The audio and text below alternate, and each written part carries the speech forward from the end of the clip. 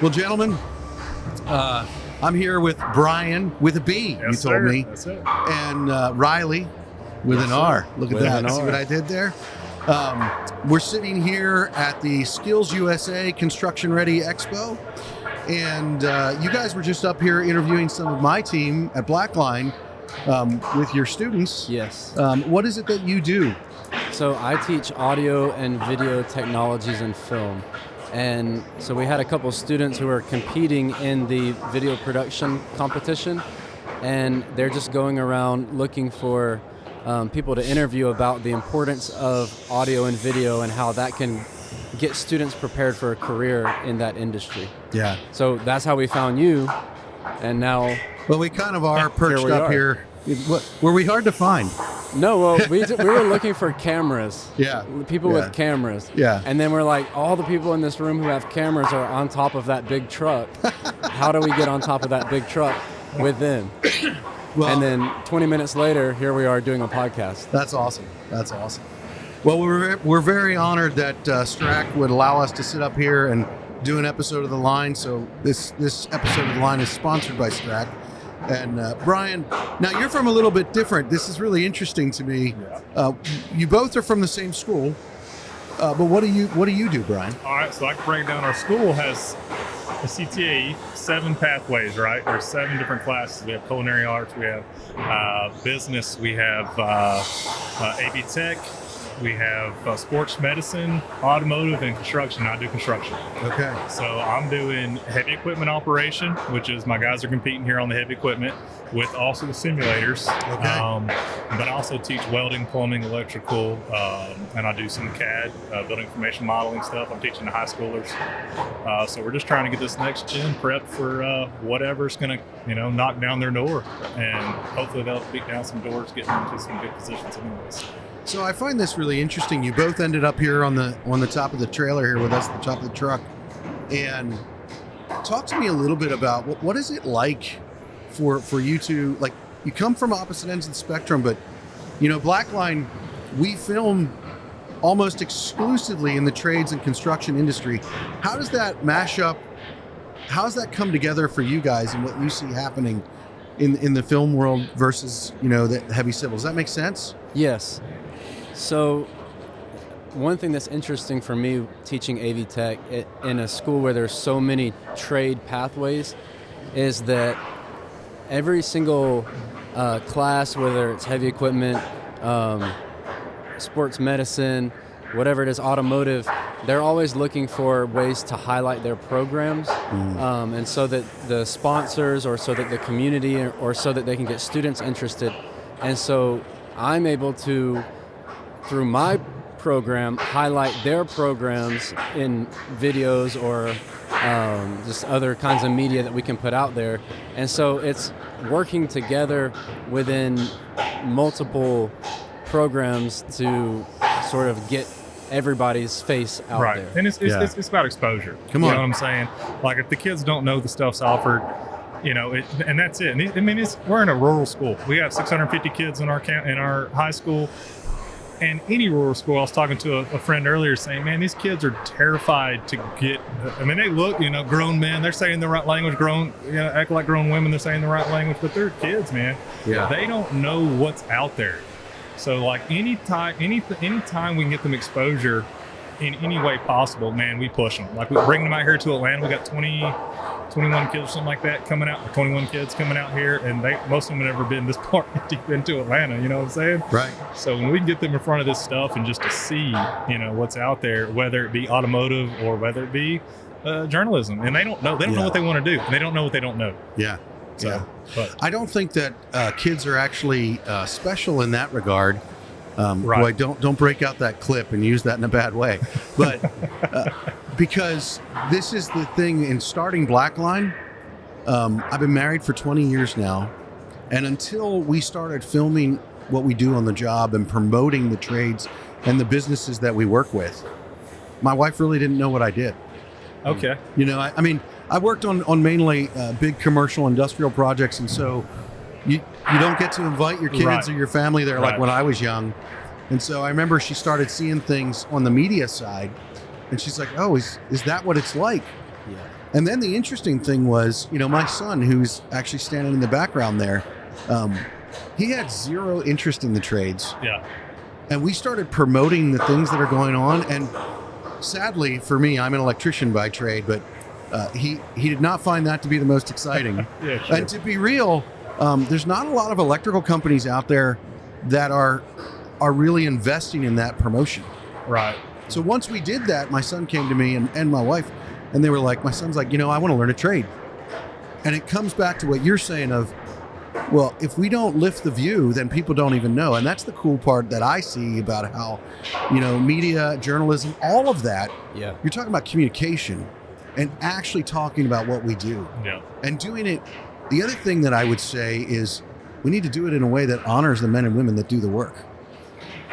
Yes, because, man, when you're a skilled profession, whatever your trade is, the way that you got there is so like, hey, my dad did it or my uncle did it, or I just kind of fell into it here. And the wonderful thing about Hurt County High School is that we get behind the skilled trade, and we put that and prop it up with the general ed class. You know what I'm saying? Like, because they'll, kids will come into your room and they'll be like, oh, this is just construction. Anybody can do this. I'm like, okay, can you read this tape measure? Yeah. Can you build a rafter? Because that's Pythagorean theorem. Good luck with that. You know what I'm saying? And it's just like our school stands behind it. And when they allow somebody from the journalism department to come over there and be like, hey, we need you to promote CTA, all the skills. And then we push out little videos to our middle school, let them know. Yep. Or to our elementary kids, they come in and check it out. So we're trying to get it in these kids' heads that, man, these skilled trades are not just for the perception is not what you think it is. Like, these are the smart guys. These are the people that are changing the world. And if you don't believe so, somebody go into a room and unscrew a light bulb and then walk in there and try to turn the light switch on and tell me how important that electrician is. So from day one, my job, I've been trying to change perception. I've been trying to, like, I don't call the shop a shop anymore. I call it a lab. Yeah. Like, we're in here, we're learning. Words matter, man. I want you to come out of here and I want you to know you're going to make good money, not sitting in a dang little tiny cubicle somewhere. Yeah. And you're going to love it more. And let me promise you this, it's also going to be work.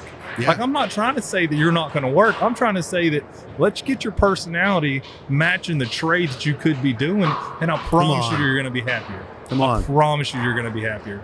And just getting that perception change is what we've been now just hacking away at for years now. So. Well, I think I don't think this, I know this, Generation Z is being called the tool belt generation. Right. Yeah. And I think that's pretty cool. And part of it is they're desperate to do something with their hands. Right.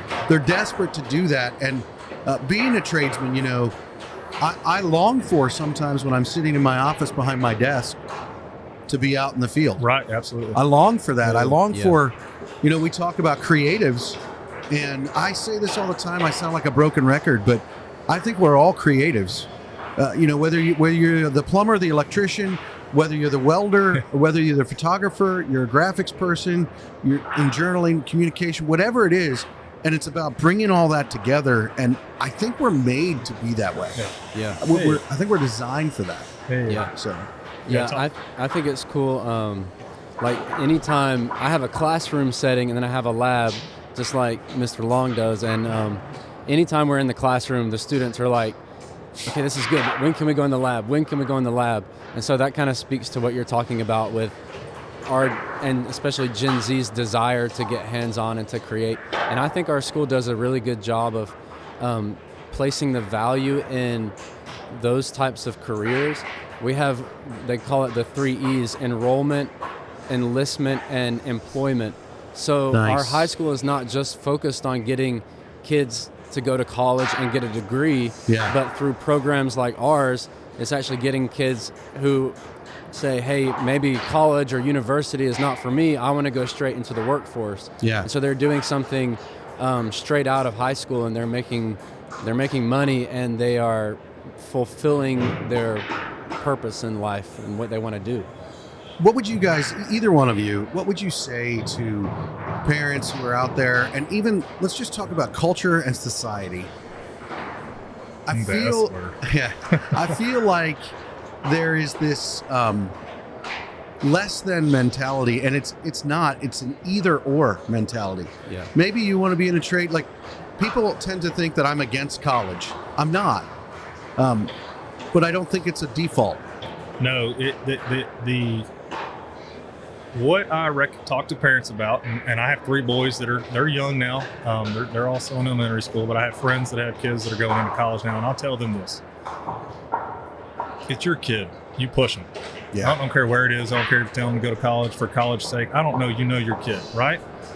But just let me let you know, if they're going to college for the sake of going to college and then they're not successful, or you're having to stay on them and really grind them, and that loan you get, you're having to pay because they quit, don't be surprised. Yeah. Okay. I recommend, and I'm a sports guy going through high school, played 3 sports, and I love sports. But I mean, I almost recommend putting them in a job 12th, 11th, 12th grade year, just so they can feel that burn. Yeah. They can feel that pressure. And then the desire not to work at Hardee's Yeah. is more of a motivation than your parents saying, hey, you're going to need this. You're going to need this. I But totally I would agree. say I make colleges for the right people, and Yeah. I'm not against it, but sometimes the timing's off. You know what I'm saying? Like, I have a business degree. I have a degree in engineering from UAB. I just got my specialist degree. I've got more college than you can know what to do with, but I make my money in the construction field. Come on. Like, I really did. Like, people, I took my students to, I had to, if they see my house, they're like, Mr. Long, you making it on teachers? I'm like, no, I'm not making it on teacher salary. I'm making that on knowing how to build salary. Yeah. And that's where I have my extra income that I have.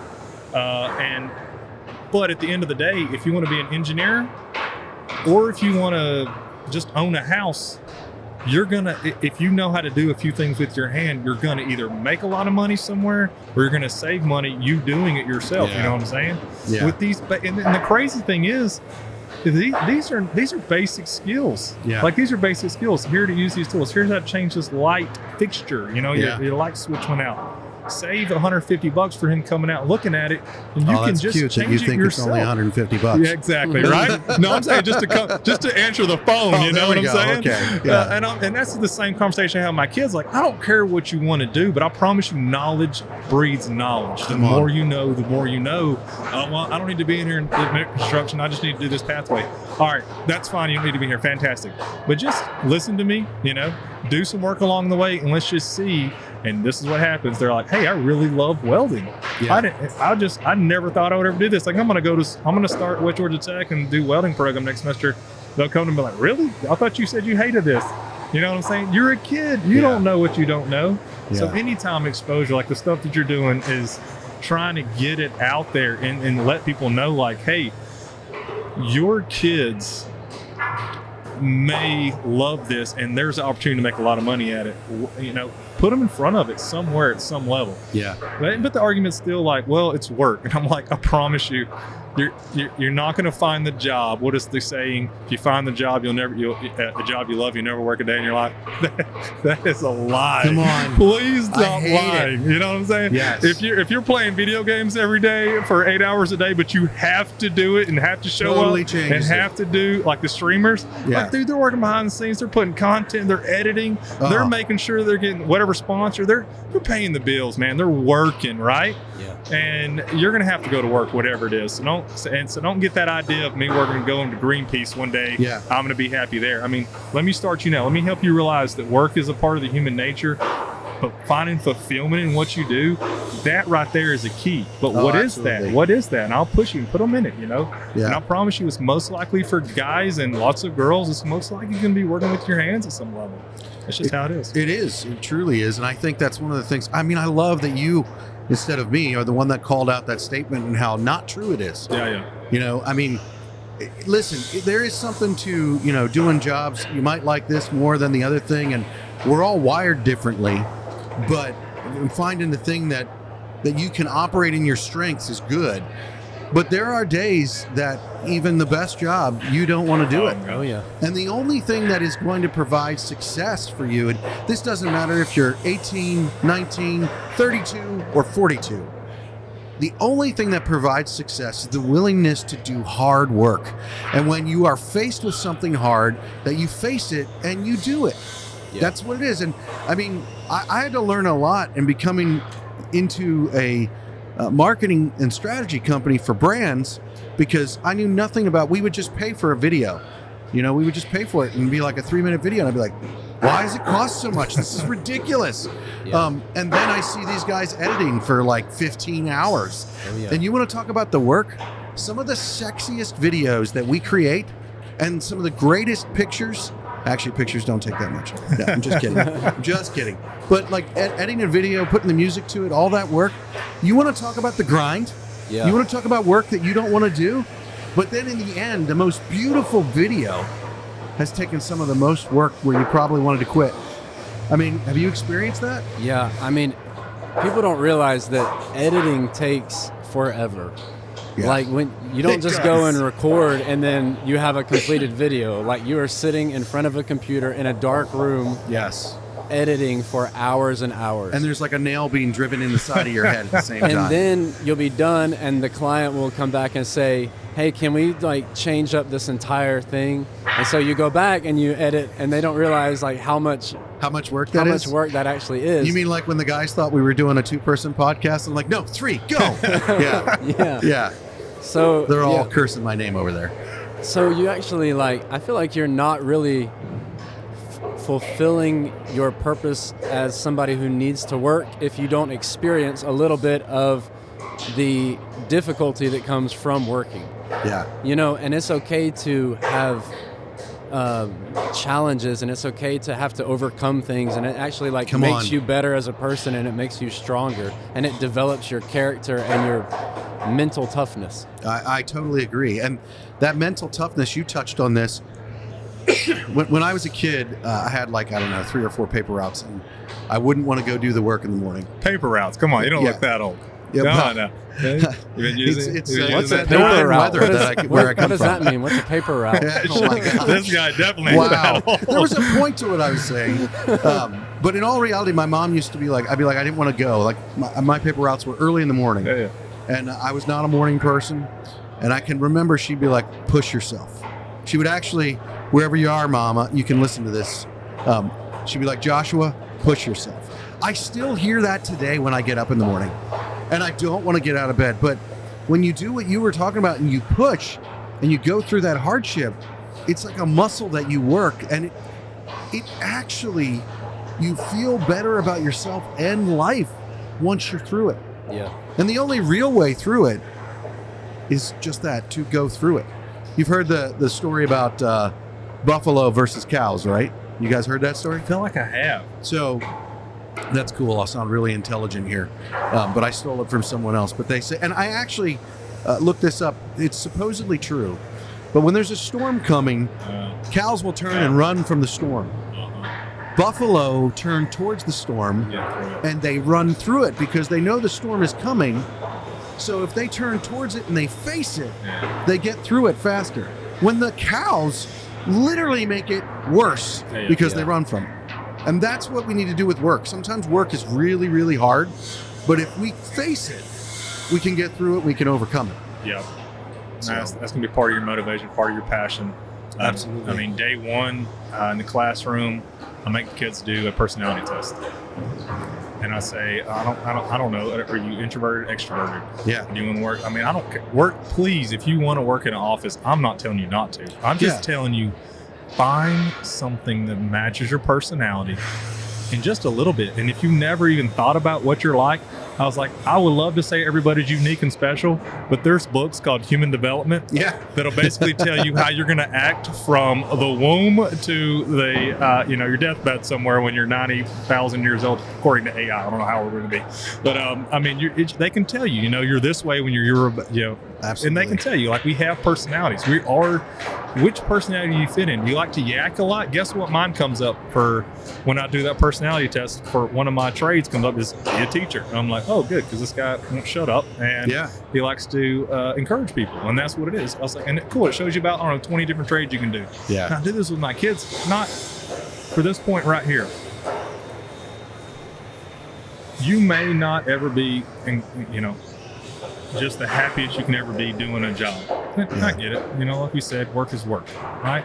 But you can be in hell doing the job that you hate.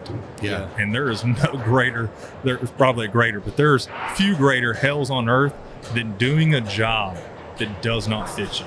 Yeah. You know what I'm saying? Yeah. I mean, just an and then what's even worse is you get in debt or you get in, and then you're stuck at that job. And I commend people that do stuff that they hate because they're doing it for their family. But if somebody could have told you earlier, a mentor or somebody saying, hey man, why don't you try this over here before you get stuck into this? You know what I'm saying? And again, you know, lots of wonderful people.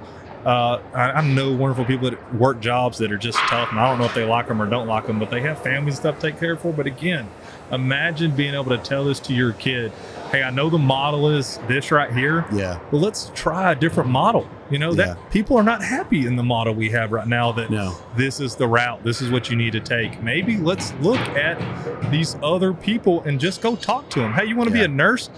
Go, let's change the school saying, hey, she wants to be a nurse. Go shadow a nurse for a week. Yeah.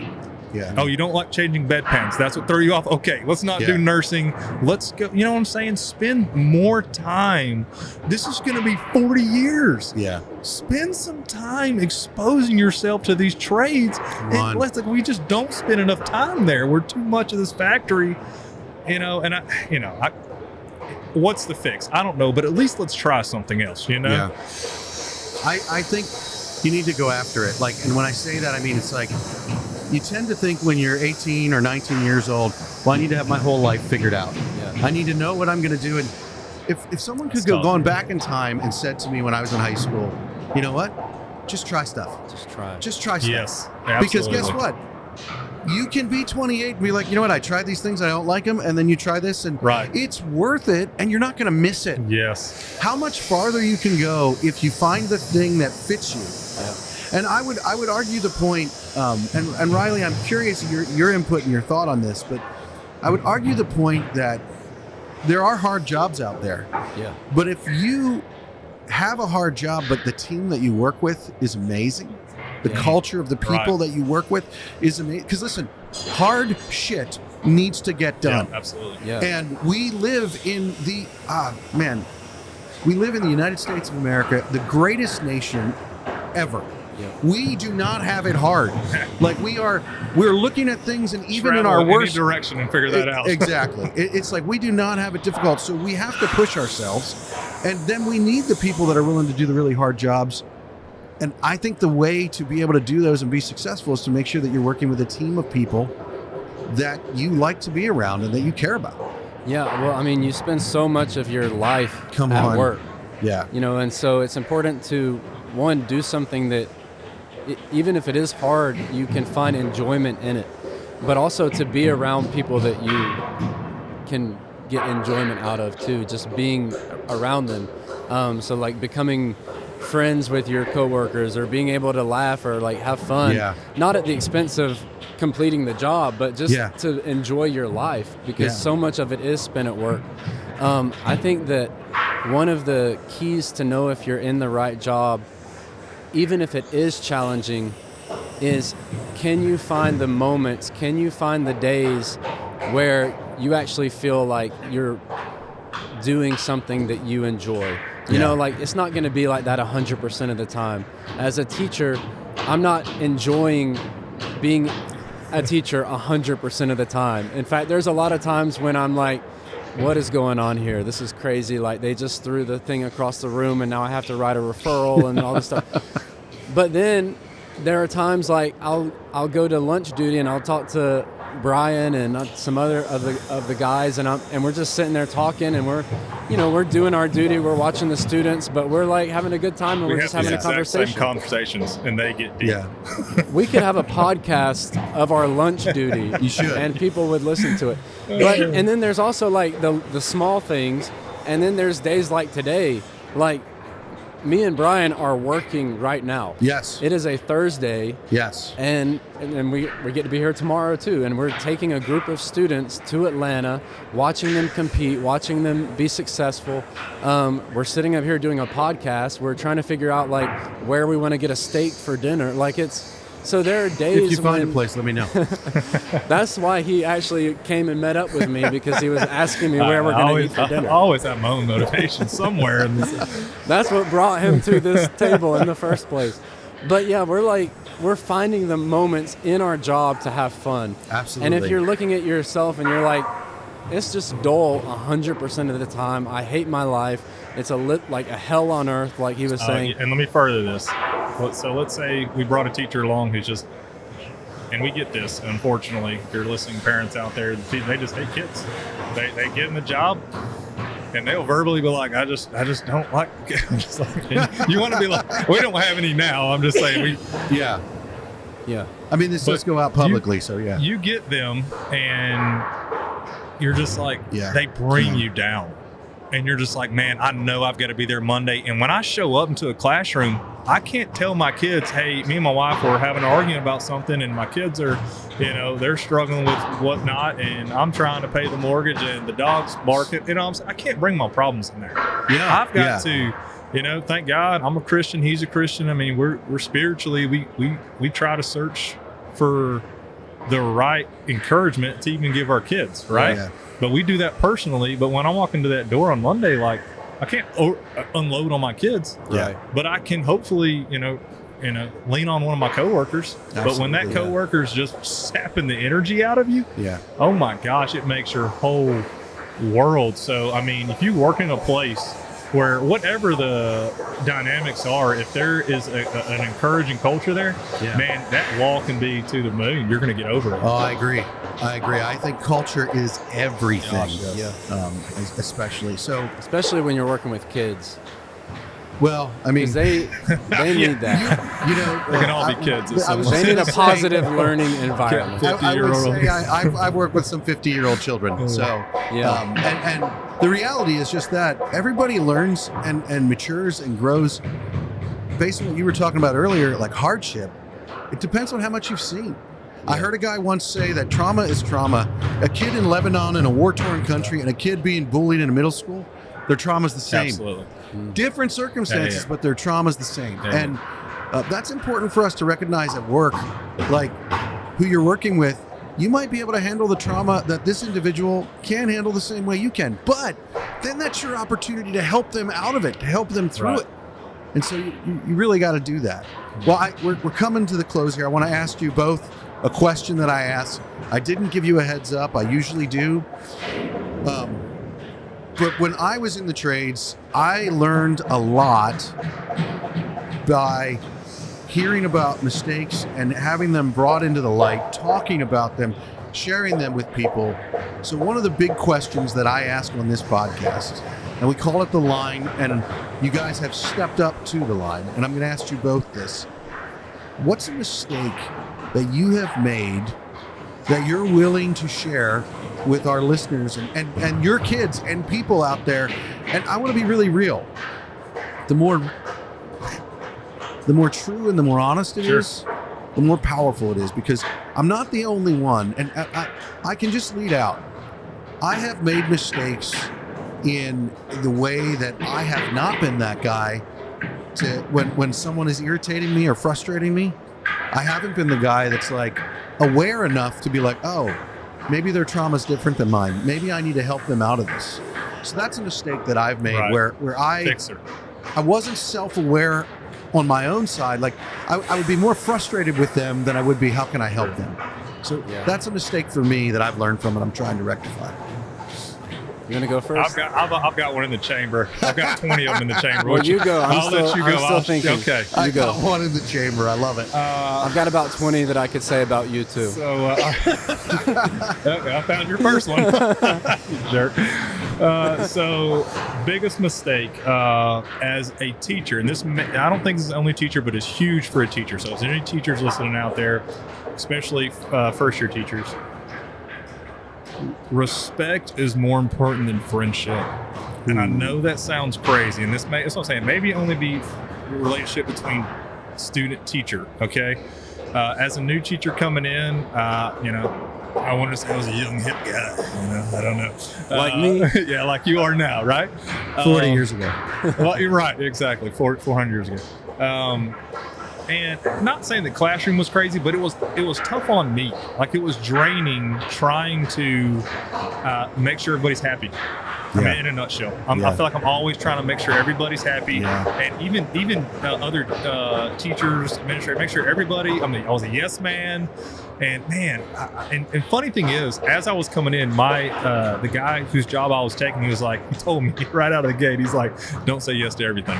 I was like, "Okay, whatever, old man, get out of here. I got this," you know. Yeah. And then I go in there and just like, and I remember even with my kids, I'm like, "Yeah, let's do that," or "Yeah, we can do that," or just the classroom management becomes tougher when they're testing the boundaries, because they're always testing boundaries. Like, they're like, if they're trying to see just how much of a friend or just how far you can push before, and so I had to realize that I had to be like employees. God, I had to be meaner. Like, I had to be meaner, not in a disrespectful way. Now, let me be clear, not just jerk to be a jerk, but I had to let them know, like, hey, that's not okay. Yeah. Like, that's not okay, because if I let you get away with just being that way or having that attitude or whatever, like, I'm that kind of energy just because I want your approval is hurting you. Come on. And it was, man. I was hurting my kids, the hard and things.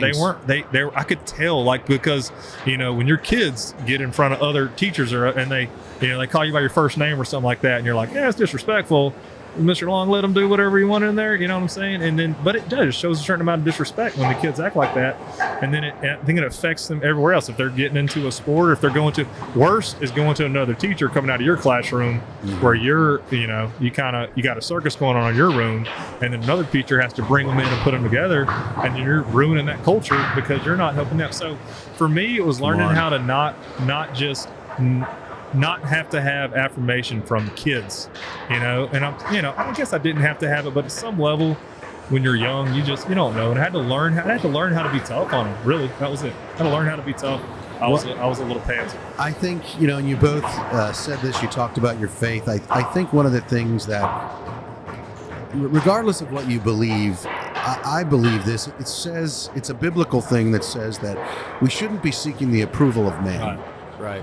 And the reality is, all the time, that is not where it's at. And if you're looking for the approval of the person next to you, then you're not actually being selfless. Yeah. You're not actually caring about that individual. I have kids, and if I don't tell them the truth, even when they don't want to hear it, actually, let me be more real here. I have a wife who I love. I didn't even go down that lane. That was a whole. If she doesn't tell me the truth, then I continue being the loser that I can be. Right. Yeah. And it doesn't always. I don't handle it well when she tells me that. Right.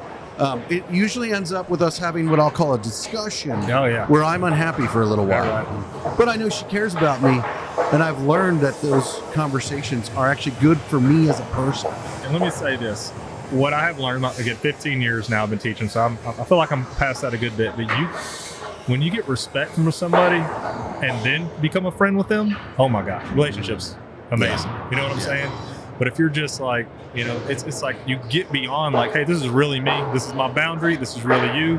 I'm going to push you anyways. Yeah, I'm going to be mad at you for not doing this. But like you can work as a teacher. Let's put it this way.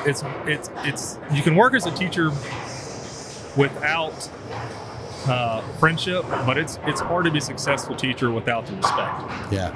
But going back and both ways, obviously. Yeah. So yeah, it's good. You got one loaded, buddy? Come on now. Okay, so for me, I think that anytime I let my attitude as a teacher and how I manage my students or how I interact with my students, anytime I let my attitude be influenced by something that's going on outside of work, I feel like I've made a huge mistake. So I'll give you an example. Good, because I was going to ask. Yeah. Same church talk, baby. 2 years ago, I was going through my master's program, and it was all online, and I would find myself like so stressed out about this assignment I had due that night at 11:59 p.m., or these things this discussion post I had, or just all this stuff, and then trying to like spend time with my, at the time, girlfriend. She's not my wife. And good for you. And like trying to juggle all of these things in my personal life and my job, and then I would let that influence how I interacted with people at work. Come so on. I would literally, like, there were days where I was like, y'all sit down and do this assignment. I have to write this discussion post. No, you didn't. And Can I'm- you strike that from the record? Can we get that? This is live, No. bro. This is 2 years ago, so this is, I think, beyond the statute of limitations on Okay, yeah, you're getting good. in trouble 3 for years, this. you're good. Right?